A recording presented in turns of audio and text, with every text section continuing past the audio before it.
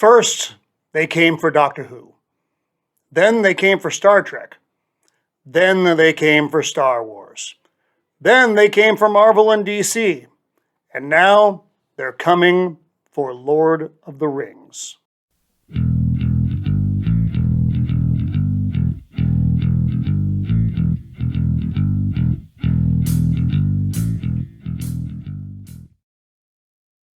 Greetings and welcome to Roman of the Empire. I am your host, Roman. Today we're going to talk about two very different things. We're going to be talking about Amazon's Lord of the Rings of Power, which I hate as a name, and Lord of the Rings, the War of the Rohirrim. So this is good Lord of the Rings and bad Lord of the Rings. Not quite in that order. So the trailer came out over Super Bowl weekend. It was a minute long for Lord of the Rings of Powers. To say it was poorly received would be a great understatement. Amazon and its hack writers are dealing with a much beloved, decades-old source material. This is generational legacy stuff. Tolkien was writing about fantasy-based prehistory England. Who was populated there? The characters represent England's of that era, much like a feudal period samurai series of Japan would no doubt be represented by the people of that place and era. And so we have to say the same thing would be said about this piece. To insert persons not of that region does not make sense. It screws with canon. We talk about diversity in casting. Diversity in casting makes sense as appropriate. In modern era stuff, groups that have been historically underrepresented, it makes sense. I mean, certainly in modern times and in future set things. However, when you're dealing with certain periods in certain places, there is a specific set of folk who are a part of that region. It just is. To say that it is not is ridiculous. I know we're talking about a fictional piece, but it is still set in a place in history. And it doesn't make sense. And like I said, and it screws with canon. And the canon for this is so good.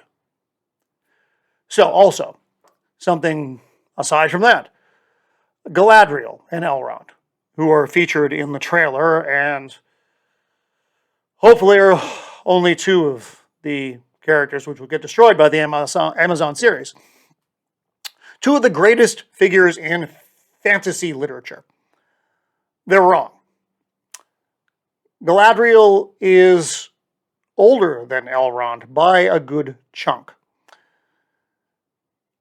Elves in the Tolkien mythology, which he constructed very well. There's not a bit of Middle-earth that J.R.R. Tolkien did not cement, did not put his fingers all over. He created languages, architecture. He created the world. It's not like he didn't leave something out. If it wasn't there because it wasn't in the print, it's because he didn't put it there. He was the creator of this world, and he knew every single part of it. Anyway, so elves reach physical maturity about age 100. So the fact that Elrond and Galadriel look the same age in this trailer is inaccurate. Also, they're far too young. This series takes place about 1,000 years or so, because the source material is a little... These are margin notes kind of stuff.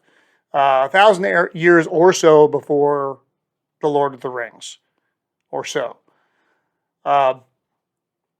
Galadriel and Elrond, who are both the same age in the trailer, and they shouldn't be, are far too young.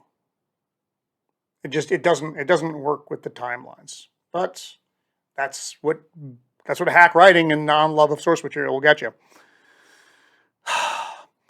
The Amazon series is set, like I said, it's set long before The Hobbit.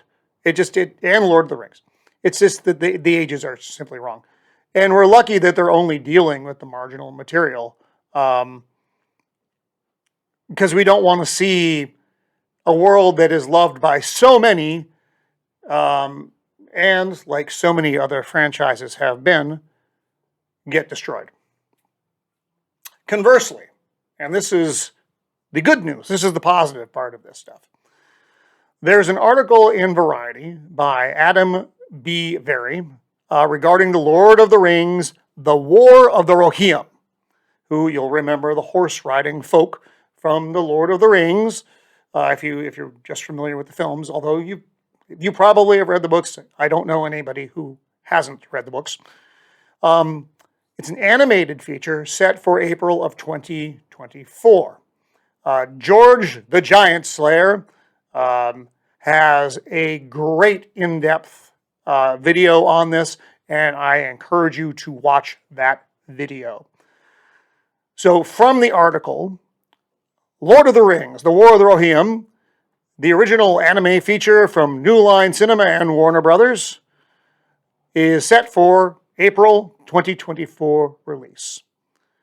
It's set roughly 2 centuries before the events of The Hobbit and Lord of the Rings. It explores the exploits of Helm Hammerhand, who you've heard mentioned in the Two Towers. The King of Rohan, and the creation of Helm's Deep, the stronghold featured in the Two Towers. So this feature has, we're not talking hack writers, we're talking actual writers. The screenwriters, the script writers, visual effects, and art direction from Peter Jackson's Lord of the Rings trilogy.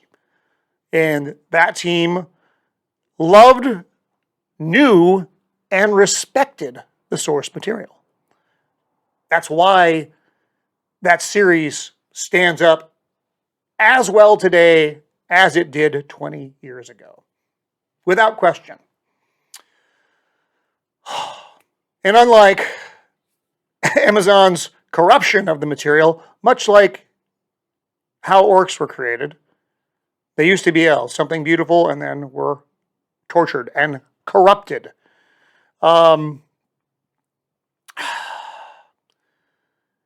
This team brought us that stunning visualization of material that we all loved, and I have high hopes that that team will do it again.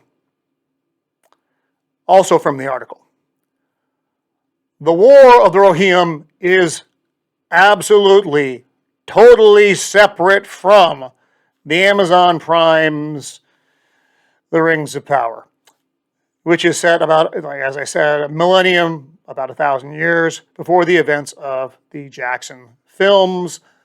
Thank God. Let's keep good actual material away from the bad, corrupt material. We can only hope. That's all we have left. So, the battles of Middle-earth, good against evil, freedom against tyranny, are still very relevant in our world.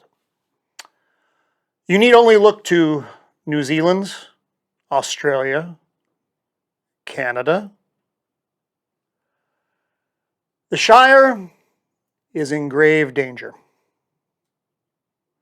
And I will leave you with that.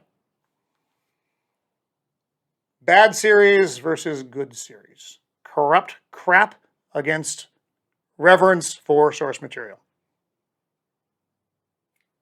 It'll be up to us to decide what is successful, what we feed with our dollars in our viewing.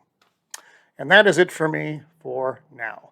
This has been Roman of the Empire, signing off. Be kind.